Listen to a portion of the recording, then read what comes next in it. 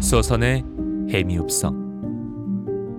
해미읍성은 내륙 같지만 1900년대에 진행된 간척 사업의 결과로서 원래는 해안 지역이었다. 외적으로부터 지방 9년의 은민들을 보호할 목적으로 쌓았던 읍성은 조선 성종 때만 해도 조선 8도 33곳 행정구역 중 190곳에 있었다.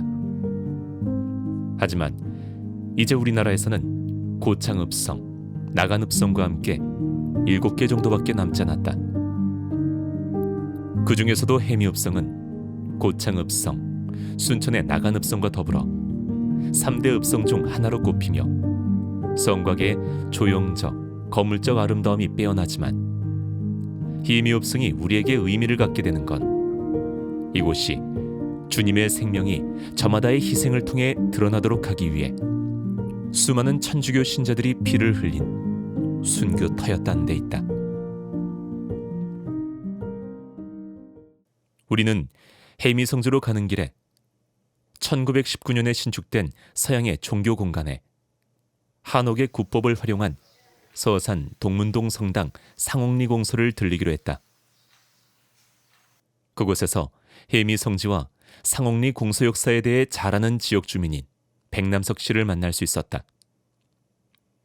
백남석 씨를 통해 순교토 발견 및 확인 과정의 증언을 들어보았다.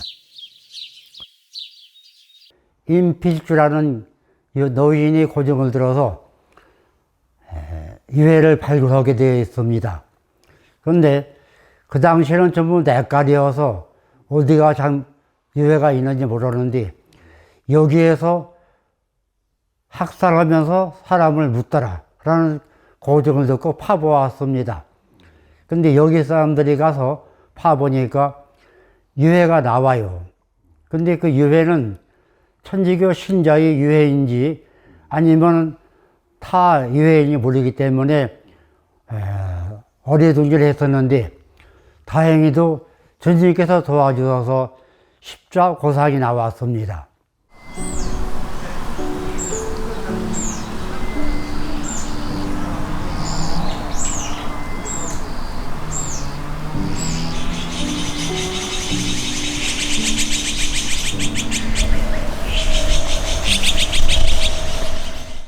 해미에서 박해가 시작된 건 1797년 정조 21년에 충청도 관할사로 한용화가 부임하면서부터다.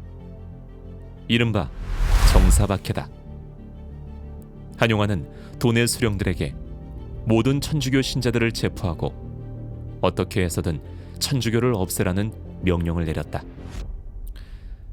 내포 곳곳에 있는 교촌에서 많은 신자들이 체포돼 홍주, 지금의 홍성과 청양, 정산, 청주 등지에서 순교했다.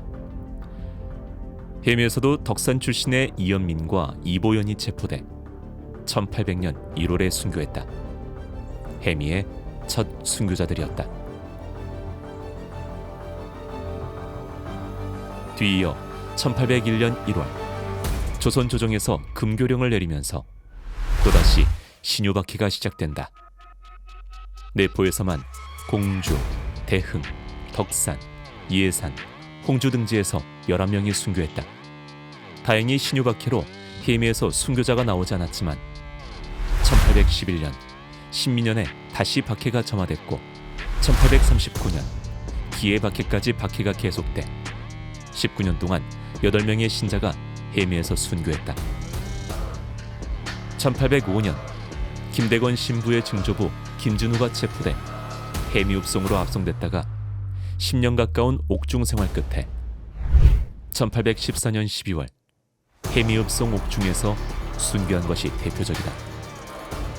그러나 해미에서의 박해가 가장 격렬했던 것은 1868년 무진박해 무렵이다. 1000여 명에 이를 것으로 추산되는 해미의 순교자들은 대부분 이때 피를 흘렸다.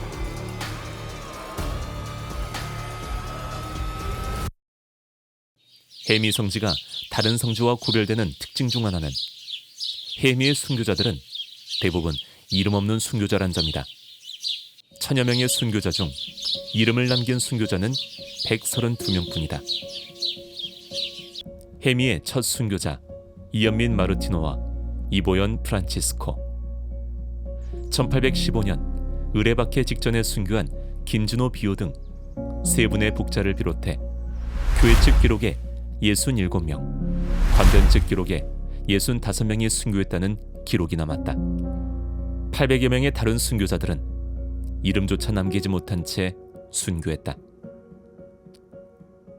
순교자들 중에서 가장 낮고 보잘것없는 순교자들의 순교터다.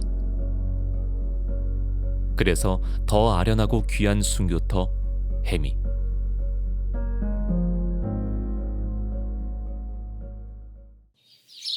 내포교회가 순교의 교회가 된 것은 1785년 내포에 신앙 공동체가 형성된 것이 계기가 됐다. 명례방 공동체가 만들어지면서 조선에 신앙 공동체가 설립된 지 불과 1년 만이었다. 그해 충청도 예산 땅 여사울에서 내포의 사도 이존창 루도비코 곤자가가 전교를 시작해 300여 명이 가톨릭 신앙을 받아들이면서 내포에 초기 신앙 공동체가 형성된다. 해미읍성에서 무명 순교자들이 많이 발생하게 된 것은 내포에서 신앙을 받아들인 신자들 가운데서 신분이 낮은 신자들이 많았기 때문이다. 양반이나 지위가 높은 신자들을 처용하려면 조정의 제가를 받아야 했지만 상대적으로 신분이 낮거나 여성들에 대한 처용은 그렇지 않았다. 이처럼 무명 순교자들의 순교토가 된 해미읍성이 축성된 건 1421년의 일이었다. 조선 초 서해안에 출몰하던 왜구를 막기 위해 덕산에 있던 충청병영을 해미로 옮긴다. 1591년 임진왜란이 일어나기 1년 전에 해미 충청병영은 청주읍성으로 옮기게 되지만 지소를 옛 충청 병영성으로 옮긴 해미 영감은 진영장과 토포사를 겸하며 충청 우도, 지금의 충남 서북부 일대 13개 군현을 관장했고 도둑과 중죄인을 체포 심문하고 처형하는 권한이 주어졌다. 그래서 해미는 그 어느 지역보다도 먼저 모진 박해의 소용돌이에 빠져들었다. 1800년 경신년 6월 정악이 밝아지면 사학은 저절로 종식될 것이라며 천주교에 대한 유화적이던 정조가 붕어하고 순조가 즉위하면서 정권을 장악한 노론벽파는 교화보다 처벌에 중점을 둬 천주교에 대한 박해를 단행했고 때론 정적을 제거하는 수단으로 박해를 활용했다. 이로써 1797년 정사박해를 시작으로 1801년 신유박해, 1839년 기해박해, 1846년 병호박해, 1866년 병인박해, 1868년 무진박해에 이르기까지 70여 년간의 기나긴 박해가 이어진다. 내포 가야산 줄기, 해발 678m의 험악한 산길, 산수 저수지까지 한태곡에는 내포에서 잡아들인 천주교 신자들을 끌고 간 압송로였다. 그리고 이 길은 내포 신자들에게 다시는 살아서 되넘을 수 없는 순환의 길이었다. 읍성 두 곳의 옥사에는 내포의 천주학쟁이들로 가득 찼다. 혹독한 신문과 고문, 굶주림, 질병으로 수많은 신자들이 옥에서 죽어갔지만 대부분은 처형 기록이 남지 않았다. 그렇게 해미에선 수많은 순교자가 이름 없이 순교를 통해 하나님을 증거했다.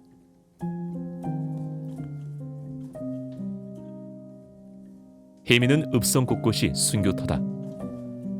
읍성 내 중앙과 고목 옆에 있던 두 곳의 옥사는 처형 방식을 알 수 있는 67명 가운데 가장 많은 신자가 순교했다. 당시 신자들은 옥에서 교수용을 당하기도 했고 때론 굶주리고 병들어 죽어갔다. 그러나 우리의 장한 신앙 선조들은 순교를 눈앞에 둔 상황에서도 서로 하나님을 향한 믿음을 권면하고 신앙을 지키며 순교를 통해 하나님 앞에서 다시 만날 그날을 기다렸다. 읍성 옥토 옆에 서 있는 수령 300년의 늙은 고목 회야나무. 피 맺힌 상처로 지난 아픔을 증거하는 회야나무 한 그루. 주민들이 호야나무라 불리우는 이 고목은 당시 옥에 갇힌 신자들을 매달아 고문하는 용도로 쓰였다는 훗날의 전승이 전해지기도 한다. 순례객들의 발길이 끊이지 않는 이곳에서 그 옛날 박해시대 이 나무는 무엇을 본 것일까? 옥뿐만이 아니다. 해미 진영 동원 또한 포졸들에게 잡혀온 신자들이 해미 영장에게 끌려가 갖은 문초와 향벌을 받았던 곳이다. 배교하면 살려주겠다는 영장의 회유에도 순교자들은 순교의 영광을 얻고자 갖은 고초를 마다하지 않았다. 그랬기에 동원 앞은 신앙 선조들이 신앙을 증거한 신앙 증거터였다. 옥에 갇힌 그 많은 순교 선열들, 도포 형방 박용환은 이들을 읍성 서문 밖으로 끌어내 교수형에 처했다. 그러다가 아직 숨이 끊어지지 않은 신자가 있으면 확인 과정을 거쳐 매질하고 죽였다. 때로는 서문 밖 돌다리에서 신자들의 팔다리를 들에 맺히는 자리개질로 죽였고, 사람들이 많이 모이는 장터에서 매질해 죽이기도 했다. 1935년에 발간된 경향잡지에는 병인박해 당시 읍성 서문 밖에 살았던 이주필 씨의 증언이 실려 있다. 서문 밖으로 가보니 왼쪽에 죽은 사람이 질비한데 신자들을 잡아온 병방 박용환은 심지에 불을 붙여 죽은 사람마다 눈에 대어보다가 한 사람이 죽지 않은 것을 보고 마구 때려 죽였다. 옆을 보니 시신은 15보밖에 떨어져 있지 않았고 성 밑에도 시신 몇이 또 있었다. 목을 졸라 죽일 때는 숨이 막혀 헐떡이는 소리가 간혹 들렸고, 그때도 믿지 않겠다고만 하면 살려준다고 박용환은 소리를 질러댔다. 그리도 악독했던 박용환은 얼마 뒤 홍주로 잡혀가 자손도 남기지 못한 채 죽었고, 비신자들마저도 다들 그가 천벌을 받은 것이라고 말했다. 자리개질로 신자들을 죽였던 돌다리는 서문 밖 70평 크기의 부지에 보존돼 오다가 서산 동문동 성당으로 옮겼으며 1989년에 원래 위치로 돌아왔다가 지금은 다시 여수골 유해 참배실 맞은편으로 보존하고 있다. 원래 터에는 복제품과 함께 순교 현양비가 세워졌다. 또한 진둔벙은 생매장하려고 숲정이로 끌고 가던 신자들을 빠뜨려 죽인 둔벙으로 원래는 죄인 둔벙이라고 부르던 게 바뀌어 불리게 된 이름이다. 둔벙은 물이 고인 웅덩이를 말하는 충청도 사투리다. 내포 교우촌에서 압송로를 지나고 해미읍성을 거쳐 여수골까지 해미의 순교자들이 걸었던 순환의 길을 따라 읍내를 관통하는 십자가의 길. 그 길은 해미 순교자들의 뜨거운 신앙으로 살려 누구나 그 순환을 되새기게 해주는 징표가 되고 있으며 해미읍성과 읍내 전역을 기도의 당으로 만들어가고 있다. 생매장, 문자 그대로 산채로 묻혔다. 온몸이 결박당한 채 끌려간 교우들은 성문과 벌판을 지나 해미천 넘어 숲정이, 오늘의 해미면 조산리 숲속에 생매장됐다. 오리나무와 버드나무가 우거져 있는 숲이었다. 지금의 해미성지 무명순교자 묘역 일대다. 산채로 파묻고 묻힌다는 게 차마 눈을 뜨고 볼 수 있는 일일까? 파묻는 자도 파묻히는 자도 얼마나 두렵고 떨렸으랴.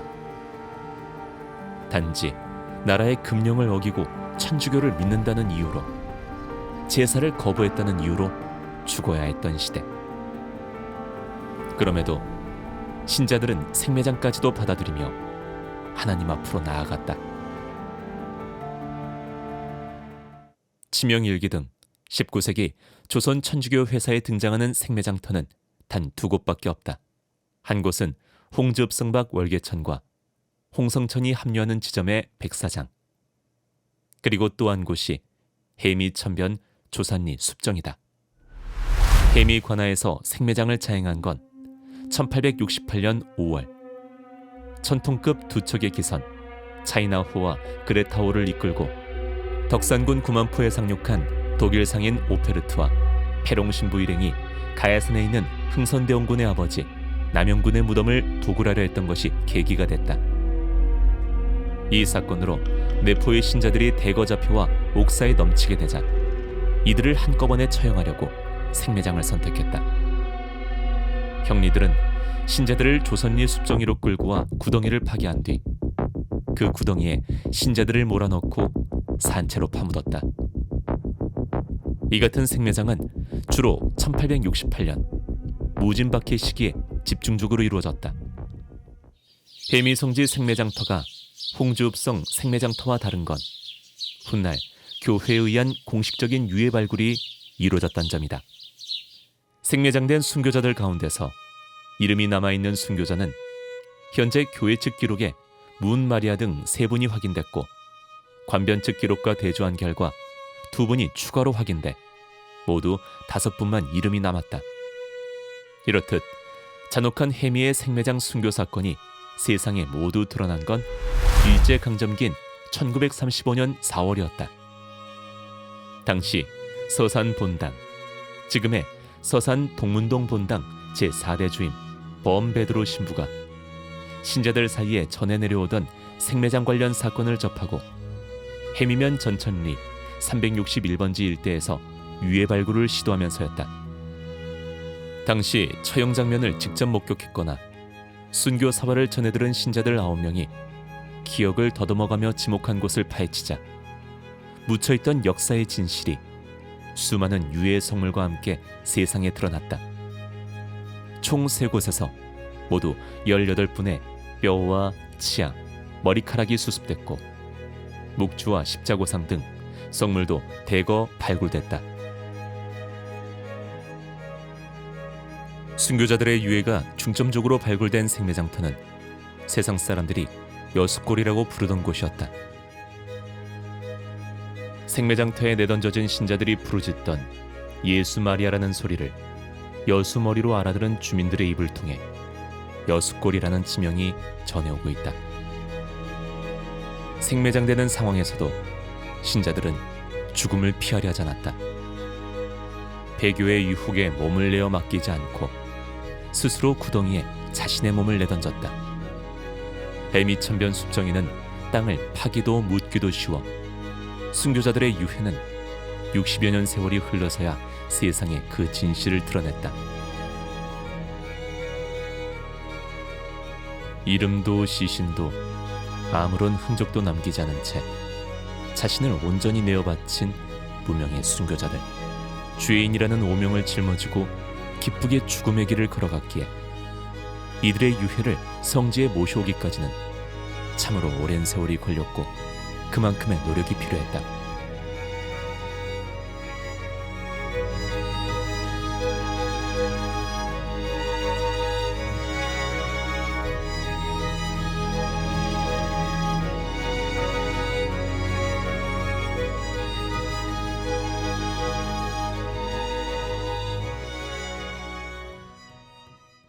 먼 길을 돌고 돌아 어렵사리 제자리를 찾은 기념관 안치실의 유해 외에도 성지 곳곳엔 유해 순교자들의 유해가 진토가 됐으며 있다.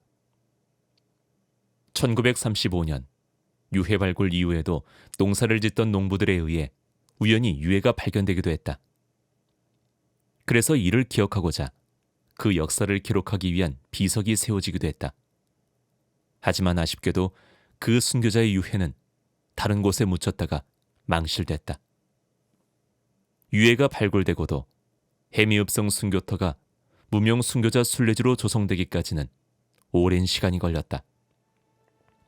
1975년이 돼서야 순교자들의 유해가 발굴됐던 곳에 해미 순교탑이 세워졌다. 1983년에 성과 소비녀회에서 생매장 순교성지 1721평을 확보한 데 이어 1985년 해미 본당 사목회에서 순교성지 가꾸기 운동을 전개했으며 1987년 대전 교구로 해미 성지의 소유권이 이전되면서 성지 개발이 본격화됐다. 1985년부터 9년간에 걸친 성지 가꾸기를 통해 1997년 순교탑 뒤 부지 매입을 통해 오늘의 성지가 형성되게 이르렀다. 또한 1995년 충남대 의대의 유해 보존 처리를 거쳐 순교자들의 유해가 성지로 이장됐고 2003년에 성전이 봉헌됨으로써 오늘의 해미 국제성지가 조성됐다. 해미 성지 성전은 생매장 구덩이를 상징하는 원형의 성전을 중심으로 신자들이 유해를 참배할 수 있도록 유해 참배실을 곁에 건립했다는 점이 특징이다. 순교자들의 유해 이장 당시 진토된 유해는 순교탑 앞에 모셨고 완전히 부식되지 않은 유골과 치아는 순례자들이 참배할 수 있도록 투명 아크릴로 진공 포장해서 봉분 형태 유해 참배실에 모셨다. 대성전과 다리로 연결된 팔각탑은 종탑이 아니라 파수대다. 진복 8단을 말씀하신 주님을 상징하는 팔각 모양의 탑으로 조성. 주님은 우리 교회를 지켜주시는 파수꾼이라는 것을 상징한다. 이 같은 뜻을 담아 조성된 해미 성지에는 해미 순교자들의 열절한 신앙 정통을 잇는 순례자들의 발길이 끊이지 않는다. 성지 곳곳에 세워진 십자가의 길 14철을 통해 순례자들은 두렵지만 기쁘게 순교의 길을 걸은 신앙 선조들의 순교를 느끼고 순교의 은총을 체감한다. 햇살 무성한 성지에서 침묵 속에 마음의 귀를 열면 해미 순교자들이 죽음의 순간에 바쳤던 순교자들의 기도 소리가 들려온 듯하다.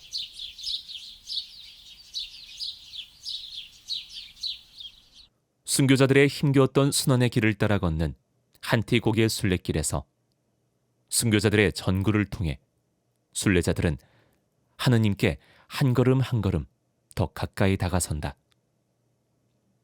내포의 신앙 후손들은 오랫동안 해미에서 피를 흘린 순교자들의 심신을 기억하고 기려왔다.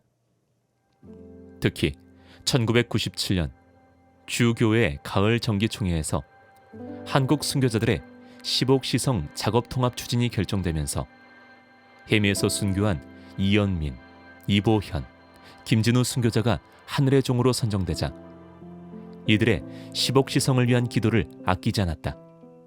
마침내 2014년 8월 16일 서울 광화문 광장 이연민 마르티노와 이보현 프란치스코, 김진호 비오 등 해미의 순교자들은 프란치스코 교황의 역사적 방안과 함께 이루어진 윤지충 바오로와 동료 123위 10억 미사를 통해 국자로 선포되는 영예를 안았다.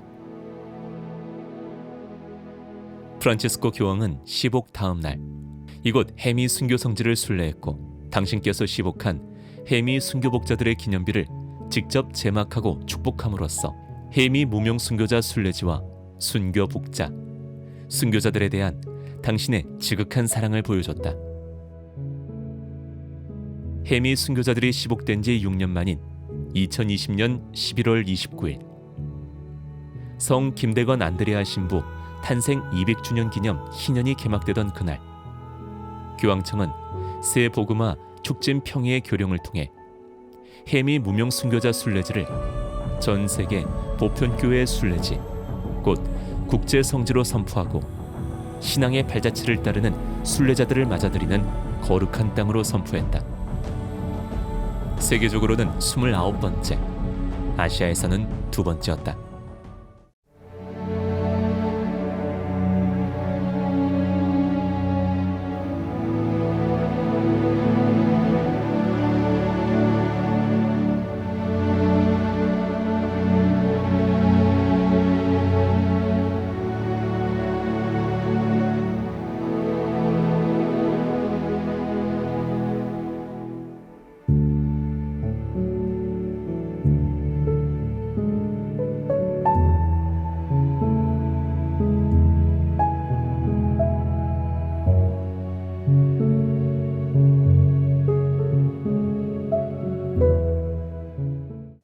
해미 국제성지 선포 교령은 이름 하나 남기지 못했지만 거룩하게 순교한 해미의 무명, 유명 순교자들이 하나님 곁에서는 천상 영복을 누리며 우리를 위해 전구해주고 계시다는 걸 전 세계에 알린 영광스러운 선포였다.